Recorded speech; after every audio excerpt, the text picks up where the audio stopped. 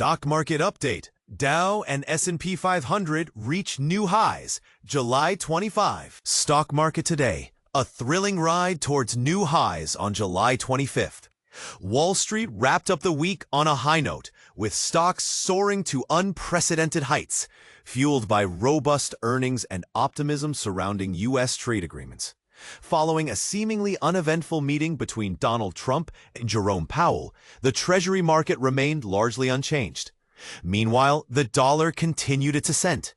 As we gear up for the most action-packed week of corporate results, the S&P 500 extended its winning streak to 5 consecutive days, inching ever closer to the 6,400 mark.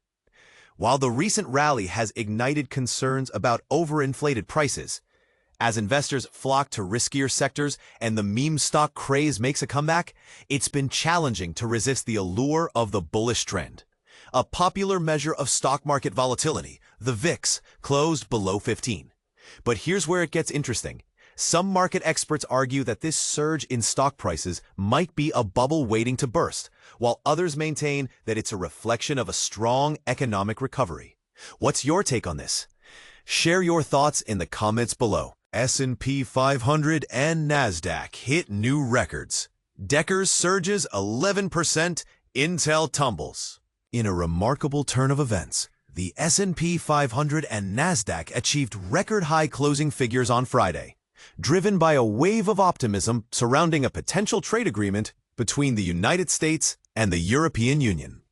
Meanwhile, Deckers Outdoor experienced a significant surge in its stock price, thanks to robust demand for its popular Uggy boots and Hoka sneakers. European Commission President Ursula von der Leyen is scheduled to meet with U.S. President Donald Trump this Sunday in Scotland.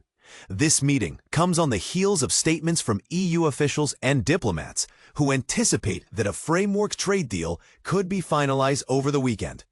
Trump himself has indicated that the likelihood of a U.S.-EU trade agreement stands at 50-50.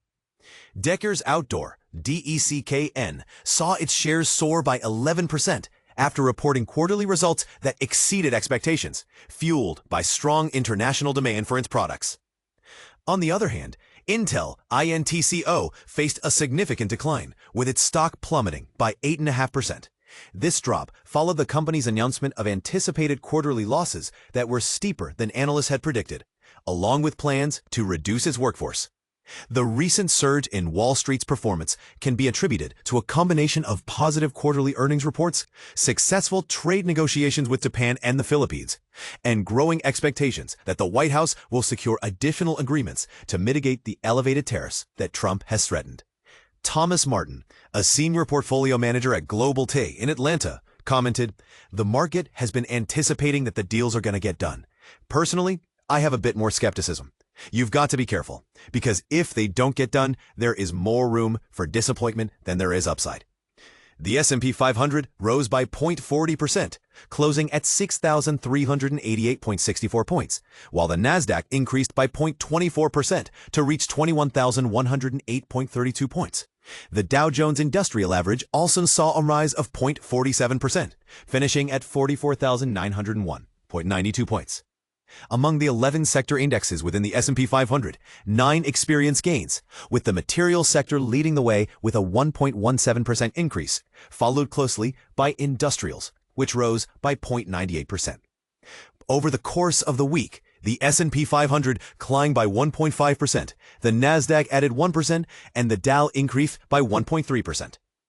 Notably, the S&P 500 achieved a record closing figure every day this week, marking a perfect week of closing highs for the first time since November 2021, as noted by Howard Silverblatt, a senior index analyst at S&P Dow Jones Indices. As we look ahead, investors will be closely monitoring the U.S. Federal Reserve, with expectations that policymakers will maintain current interest rates during their meeting on Thursday. This decision comes as the central bank evaluates the impact of tariffs on inflation. Traders are estimating a 60% chance of a rate cut in September, according to the CME's FedWatch tool.